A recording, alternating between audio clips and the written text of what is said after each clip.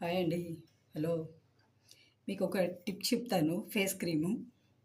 ఇదేంటంటే పాలపొడి, sugar. Okay. ఇదేంటిదంటే ఇది rose water. Okay. ఇదేంటంటే సస్పెన్సు. మీరు గనక కామెంట్‌లో అడిగితే నేను చెప్తాను.